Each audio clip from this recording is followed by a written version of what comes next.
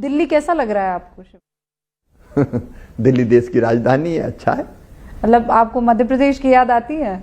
नहीं, मुझे तो जो काम मुझे दिया गया है, देखिए मैं काम कर रहा हूं अपने मानव जीवन की सार्थकता के लिए, और काम का जो माध्यम है वो है मेरी पार्टी भारतीय जनता पार्टी।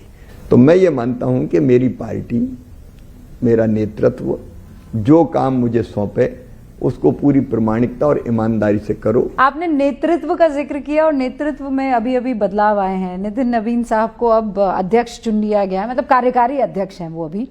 लेकिन इसी के साथ एक नई चीज भी आ गई है कि अब नए युग की शुरुआत हो रही है। मतलब आप जितने भी सारे के सारे कद्दावर सीनियर्स थे, अब एक नई पीढ़ी जो है वो आगे आकर और परचम बीजेपी का लेकर जाने वाली है। आप भी इसको ऐसे ही देखते हैं? सास भी तो कभी बहू थी। हम लोग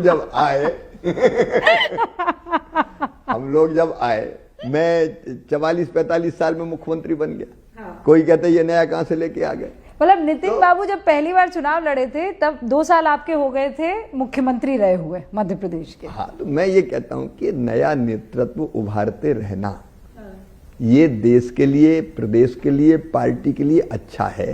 क्या केवल कुछ लोगों की ठेकेदारी है कि हम सीनियर है तो हम ही रहेंगे, दूसरे को नहीं आने देंगे?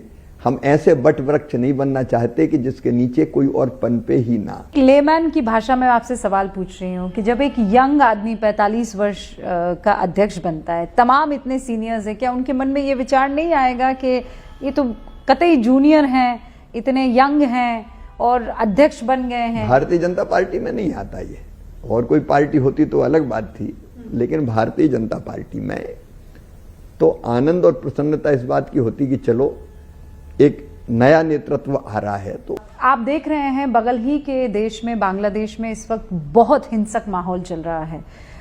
एक नेता के मौत के बाद, हत्या के बाद हालात बहुत बिगड़े हुए हैं। इस वक्त हिंदुस्तान की नजर क्या वहां के हिंदुओं पर है, हिंदुस्तान सरकार की? भारत सरकार पूरी नजर रखे हुए है इस पूरे मसले पर। जाते जाते बस एक सवाल, दिल्ली में आप हैं, काम कर रहे हैं, यहाँ का प्रदूषण लोगों को बड़ा सता रहा है, आपको भी सताता है?